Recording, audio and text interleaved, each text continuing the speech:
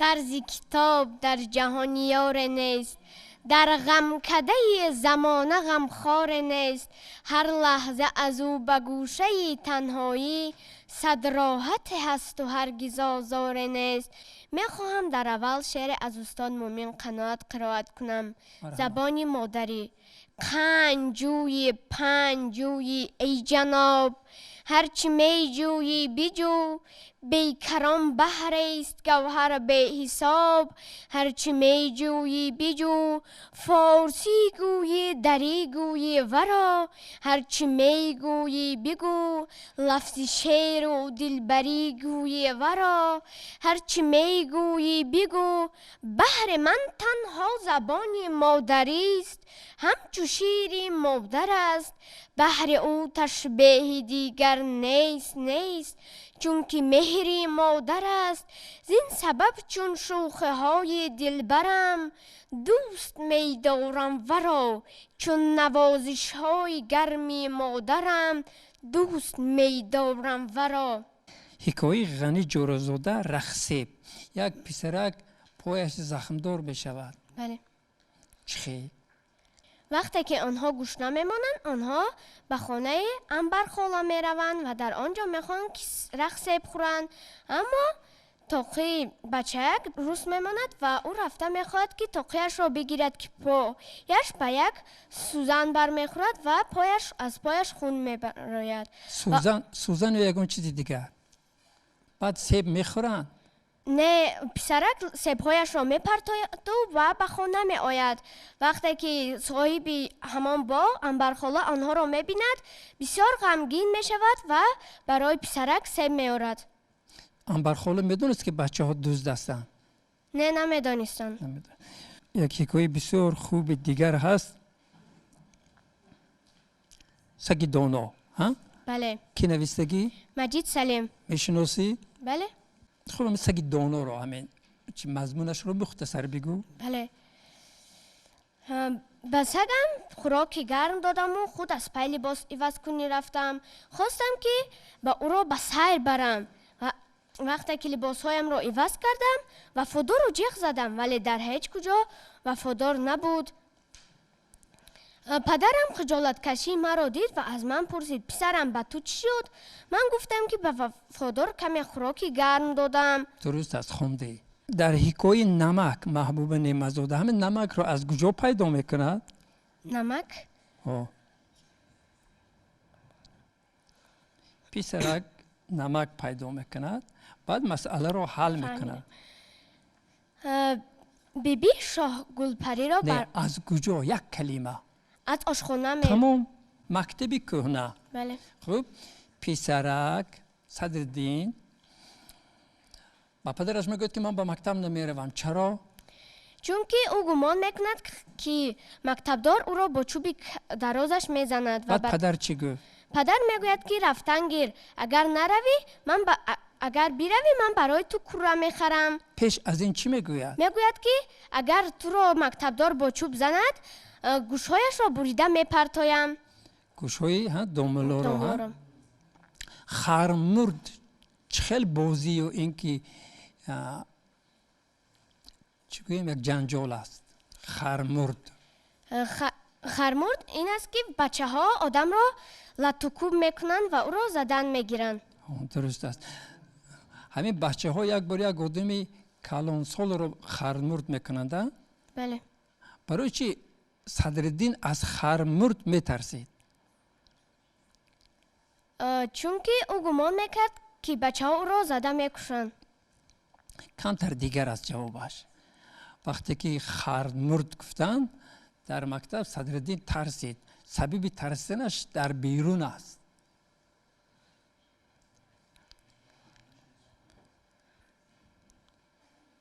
خب بچه ها بدون بازی کردن. مکتبدار بدونه ها رو چی کرد؟ سرهایش را بریدن پرتافت. درست، کنده پرتافت. خب من احمد دیوبند مرگ سودخور سرگذشت صابر را هم خونده ای. تابستان آب از کجا می آید پاویست تعطیل بسیار خوب. نقص مرگ سودخور را خوندی فهمیدی؟ فهمیدی؟ بله. خوراک دوست داشتی قاریشکم به چی بود؟ آشی پلاو. استاد صدرالدین عینی باره به یک جا می روند، اسب سوار، اسب به یخ فرو می رود، دست استاد عینی به اوزنگو می چسبد، زخمدار می شود. بعد یک سماورچی یا چایخانه چی تبابت میکنه. چه خیلی تبابت میکنه؟ در دست زخمدار او تارتنک را میمالد و دستان او کمی درست میشود. درست است، همین گپ درست است. بعد وقتی که استاد عینی به اونجا به همون یک دیه چی میبردن؟ خط میبردن. مکتوبه؟ خط میبردن. بعد خط رو جوابش رو میارن. بله جوابش رو میارن. این رو صدرالدین عینی خودش مینویسد. خدا. لیکن از کجا کاغذ پیدا میکنه؟ کاغذ چای. قلم رو از کجا پیدا میکنه؟ قلم رو از قاضی. نه در یادم نیست؟ خیلی هیچ گم نیست. مهمش میدونه که قارشکم بود چی میخوردم بسیارتر. یک بار دست قارشکم با لامپ اندک میرسه میسوزد. اینقدر خرسند میشود قارشکم. برای چی؟ چون که میگوید اگر آستینم میسوخت جامعه نو میخریدم، قریب که دستم سوخت دستم صحت میشود. یعنی احمد دیوبند رو هم خوندی؟ بله. همه از دیو ترسیده بودم. یک آدمی که به بیرون برآمد وای دیو گفته آمد و او گاو را میبیند و گمان میکند که این دیو است و میترسد. آدمان در خانه چی کار کرده شده بودن؟ در آنجا قصه میگفتن. قصه آش میخوردن نه حریفانه. آب از کجا میاد رو هم خوندی؟ بله. همین توکل خوجه یک بار در درون آب توقی یک دخترک رو گرفتنی بودن. بعد یک خس خرسوار میگذرد یک موسفید. توکل خوجه از من موسفید شرم داشته خودش رو پنهان کرده نمیشه و چیکار میکند؟ او پوچاق تربوز رو به سرش میماند و خود به درون آب میدرد. درست است. بعد در همونجا یک جمله نوشته شده بود در لب آب. یک کلمش رو با بالایش لای میمالند جمله خوب میشود و همه بعد به کار سر میکنند. چی جمله بود؟ در آن جمله نوشته شده بود که در آبازی کردن ممکن نیست اما بچه ها نست را بالای میپوشانند و میشود که در آبازی کردن ممکن. خب سرگذشت صابر رو هم خوندی؟ بله. همین صابر یک بار چی رو دیده میگوید که لک لکی کلان آمد. او هواپیما رو میبیند و میگوید که این لک است. درست است. همین جلادان بخارا رو هم خوندی؟ نه. یک سوال دیگر میدهم از سرگذشت صابر. از همه آدمی باسواد در خانهشان کی بود؟ از همه باسوادترین در خانه آنها مادرشان بود و برای بچه ها خط‌نویسی را یاد میداد و به بچه ها افسانه و حکایه های شوق‌آور نقل میکرد. درست است. مرحبا. خب فردوس جان خرسند شدیم که چندین کتاب‌های استاد عینی رو مطالعه کردید. راستی گپ خیلی خوشم آمد. بیاید از ادبیات کلاسیکی هم برای شما یک سوال دهیم. از ایجادیات سعدی شیرازی شما یک غزل خونید؟ غزل؟ تنی آدمی شریف است به جان آدمیت، نه همین لباس زیباست نشان آدمیت. اگر آدمی به چشم است و دهان و گوش و بینی، چی میان نقش دیوار و میان آدمیت. خور و خواب و خشم و شهوت شغب است و جهل و ظلمت، حیوان خبر ندارد زی جهان آدمیت. به حقیقت آدمی باش وگرنه مرغ باشد، که همین سخن بگوید به زبان آدمیت. مگر آدمی نبودی که اسیر دیو ماندی، که فرشته ره ندارد به مکان آدمیت. رسد آدمی به جایی که بجز خدا نبیند، بنگر تا چه حد است مکان آدمیت. طیران مرغ دیدی تو زی پای بند شهوت، بدر آی تا ببینی طیران آدمیت. نه بیان فضل کردم نه نصیحتی تو گفتم، هم از آدمی شنیدم بیان آدمیت. باز کدام حکایت رو میدونی؟ از قابوسنامه. بله. آخرین خواهش اسیر. به نزد خلیفه معتصم اسیر را می آورند و آن اسیر باید کشته می شد. اسیر به خلیفه مراجعت کرده گفت عالی جنابم، به همین هم حاضر من می میرم، به من اجازه دید که آخرین خواهشم را بگویم. خلیفه معتصم راضی می شود و اسیر آخرین خواهشش را می گوید در من یک جرعه آب ده و مهمانی کن تا اینکه بسیار تشنه ماندم. خلیفه معتصم گفت با که نیست، هر چقدر خواهی بنوش و با او آب آورد. وقتی که اسیر آب را نوشید گفت با نوشیدن یک جرعه آب من مهمانی تو شدم و در آیین مسلمانی مهمان عطای خداوند است و شما حق ندارید که مرا قتل کنید، مرا عفو کنید که تا به دست تو توبه کنم. خلیفه معتصم به زیرکی اسیر قائل شده او را آزاد کرد. تشکر. از سیدعلی مامور درباره تاجیکستان شعر دارم. سیدعلی مامور. تاجیکستان ملک آزادم، کشوری پرفیض و آبادم. جشن استقلال داری تو، من ز استقلال دلشادم. عید آزادی مبارک باد، فیض آبادی مبارک باد. صبح فردایت درخشان است، پرچم بختت پرافشان است. با سرود و با نشاطی تو، مردمت فیروز و دوران است. عید آزادی مبارک باد، فیض آبادی مبارک باد. وحدت ما شد شعار ما، پایه اوج و برار ما. همچو بختی سبز ما دائم، به خزان باش ای دیار ما. عید آزادی مبارک باد، فیض آبادی مبارک باد. بسیار خوب. در باره مقدسات ملی شما کدام درباره چی ازیاد میدونید؟ درباره من به مقدسات چی ها گفته میشه؟ این جشن های ملی ما. درباره پرچم، سرود ملی. بله. شعر میدونید؟ بله. مرحمت. صدا پیک و پیام نوبهار است، یکی جشن از نیاگان یادگار است.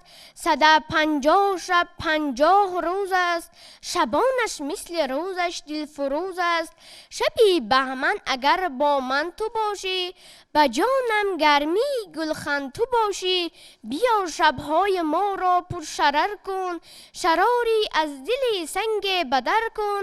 شراری خامم گلخن فروزد، عجب دارم چرا دفتر نسوزد. نیاگان را همیشه یاد داریم، که نام نیکشان را زنده داریم. تشکر فردوس جان. در وصف دوشنبه یک شعر خوانید. شما میدونید که روز به روز زیبا شده ایستاده است. دوشنبه. در روی زمین گوهر یک تاز دوشنبه، دروازه خورشید به دنیاز دوشنبه. اسماعیل سامانی ورا حسن جگر داد، امروز سمرقند و بخاراز دوشنبه. میرش به دل خرد و کلان جای گرفته، چون خانه امید برای ماست دوشنبه. این شهر کمالات و جوانی و محبت، تا عمر بود در دل ما جاست دوشنبه. فردوس جان به زبان روسی هم یگان شعر کودکانه خوانده میتونید؟ Шер аз огня парто в школу. Почему сегодня Петя просыпался 10 раз? Потому что он сегодня поступает в первый класс. Он теперь не просто мальчик, а теперь он новичок. У него на новой куртке отложенный воротничок. Он проснулся ночью темной, было только 3 часа. Он ужасно испугался, что урок уже начался. Он оделся в 2 минуты, со стола схватил пенал. Папа бросился вдогонку, у дверей его догнал. تشکر کفایه است. خیلی خوب. برای اینکه باوری کنیم که شما واقعا در این دفتر پیشنهاد کردید، حفظ کردید، ازیاد کردید. خیلی خوب.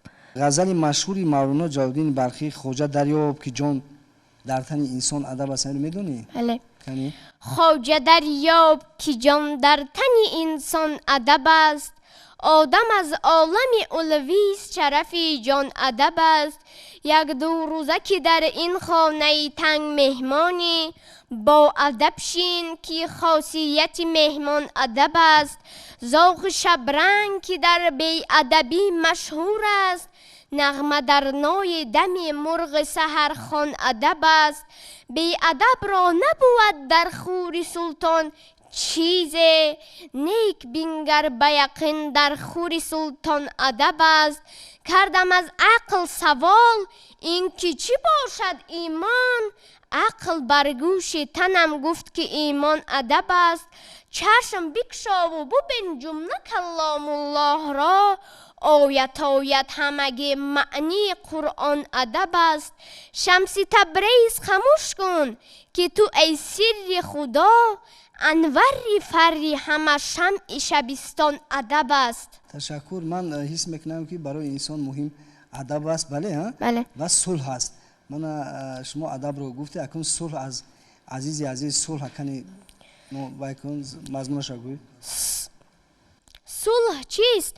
وقتی که میخندی صلح است. صلح چیست؟ اگر به تو سلام گویند و تو به سلامش جواب دهی صلح است. صلح چیست؟ اگر برای تو یک طبقچه تخم بریان آرند و تو میخواهی که در دسترخوان یک چند آدم دیگر باشد صلح است. صلح چیست؟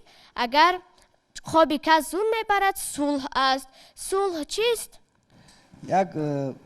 میخوام یک سوال دیگر تیم. همین یکی از نویسنده های ما زنده‌یاد بسیار نویسنده بزرگ، همین ساتیم روزوده. بله. از همین ساتیم روزوده سرگذشت صابر خوندی؟ بله. کنی نقل کن. این پاویز درباره آن است که صابر درباره خودش، درباره کودکیش که چخیل چیزهای سخت را از گذرانیده است. بله. اکابیر شریفی چی خوندی؟ از اکابیر شریفه من یک چند اماکی ملیسا چی بله خوندم.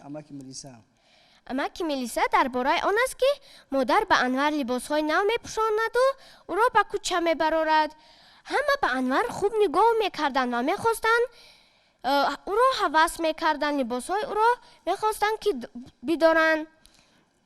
اونها به یک مغازه رسیدن و بعد در آنجا خیلی تشکر. قریب هم از جنرال شما جواب دید. یک سوال دیگر من دارم. همین یک افسانه بسیار مشهور است، روباه و لگلگ. بله. همین آغازش چگونه است؟ بو نبود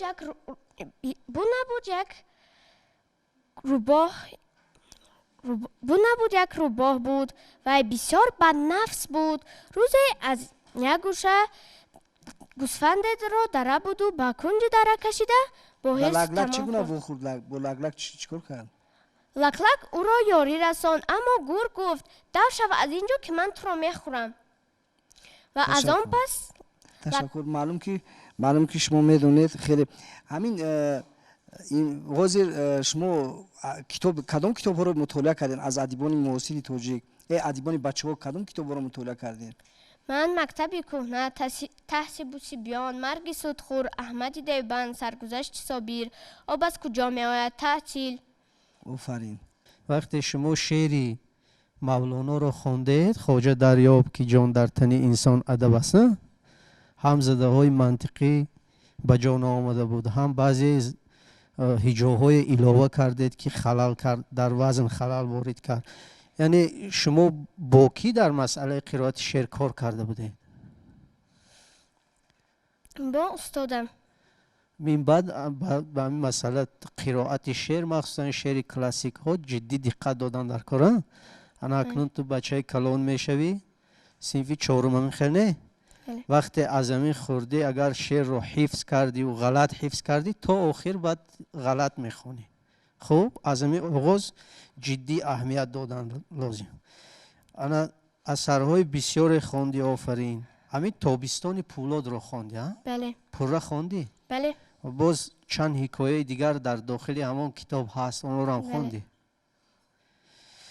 خاص از همین تابستان وقتی که حسن رو مادرش به بازار روان میکند با او چند سه میدهد؟ 80 سومان میدهد. 80 سومان. چی گفته شده است اونجا؟ 80 چی؟ 80 сомона. 80 сомонӣ дода буда. ҳамин ҳасан ба фронт меравад. бале. кани ҳамон лаҳзаро нақл кун. вай чӣ орзу дошт вақт рафтанӣ меравад? вақте вайро мисол дар роҳ баъд милисионер мегардонад, вақте роҳ да меравад чӣ фикр мекунад? ман аз фронт баргардам чӣ мешавад? ба назди Мукаррама мераванд ки ҳамсинфи Ҳасан буд. ҳасан Мукаррамаро нағз медид ва мегуфт ки бо орденҳои бисёр ба назди ӯ мераваму бо ӯ занушу мешавам. ҳамин ҳасанро милисионер баъд ба хонаашон меояд, чихел меояд. фақат ҳамин меояду баъд занаш мешавад. не, ӯро дар мобайни роҳ милисионер боз медораду ва ӯро чӣ фикр мекард? мегуфт ки ман меоям ҳамин хел ҳастам. чӣ хел? бо ду поям ва як даст надорам.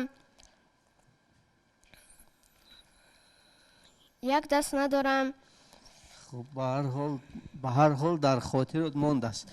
ана ҳамин милисионер вақте ҳасанро аз поезд мефарорад баъд пурсуҷӯ мекунад, на? бале. аз куҷо мефаҳмад ки ҳамон бача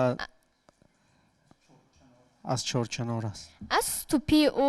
танҳо тупи чорчинорҳо ҳам хел буданд. хуб гӯшвораро ҳам хонди? бале. аз оне ки аст? аз Кароматуллои Мирзо. Кароматуллои Мирзо. ҳамин як зан болои гӯристон меомад ва нон меовард, дастурхон меоварду гӯро оғӯш мекарду гирья мекарда. чиҳо мегуфт онҷа? вай кӣ буд? барои чӣ меомад? вай хоҳари Рустам Ҳабиба буд. хуб ӯ ба сайри қабр меомад ва мегуфт ки хед Рустамҷон, ман нонҳои бисёр овардам, нони гандумӣ, нони гарм. чаро ҳамин гапҳоро мегуфт? ҳасрат мехӯрд? чунки бародараш мурда буд. ба кадом хотир ин гапҳоро мегуфт? яъне ваё азоби гуруснагӣ кашида буданд?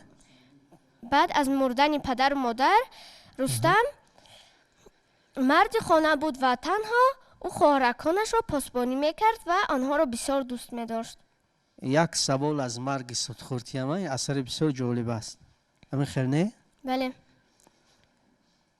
раҳими қандро дар шабнишинӣ кӣ латукуб мекунад? бачаҳо ӯро латукуб мекунанд ва амини муш мегӯяд латукуб кунед бачаҳо. амини муш. ҳақиқати талх? бале. сагчаро аз куҷо меомад? сагчаро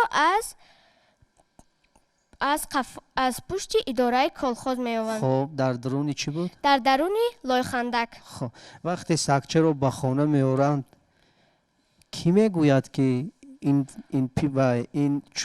бачаи шағол аст? ҳамсояашон мегӯяд. кӣ буд ҳамсояшон? ҳамсояашон Гулсумхола. баъд модари бачаҳо чӣ мегӯяд? мегӯянд ки рафта ба бобояш нишон деҳ ва ҷонваронро бисёр хуб медонад. пеш аз ин ки ба бобояш баранд аввал тарсида ба бачаҳо чӣ мегӯяд? ин бачаи шағол аст. ин бачаи шағол аст. шабона шағол омада ҳамаи мурғоятонро мехӯрад. хуб. фирдавсҷон аз убайди раҷаб кадом шеърҳоро аз ёд кардед? номи шеърҳои шумо? ману маҳтоб, муаллими меҳрубон, аз якчандачка. дар осори шифоҳӣ шумо навистед ки 100 чистон аз ёд кардед? бале. хоб дуташа хонед? ҳар сол ояд 4 меҳмон, яке пиру дигаре ҷавон, сеюмаш гарму тафсон, чорумаш зарду гирён. ҷавоб 4 фасли сол. дукон ба дукон гаштем, оқибат онро ёфтем, пул додему харидем, овардему партофтем. ҷавоб қолин. хоб латифа хонед? бале. анваром ба назди духтури дандон бурданд ва духтури дандон гуфт бигӯ. анвар гуфт ва хурсанд шуд ки духтури дандон ӯро аз фанни математика напурсид.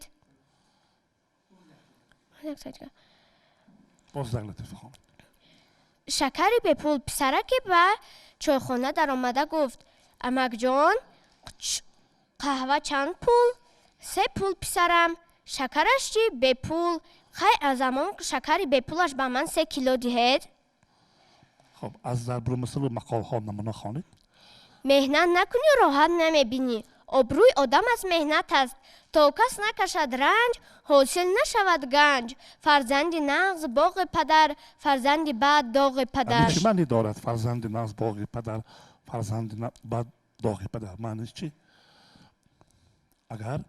اگر فرزند خوب باشد پدر با فرزندش افتخار میکند، اما اگر فرزند بد باشد افتخار نمیکند و بسیار غمگین میباشد. تشکر فردوس.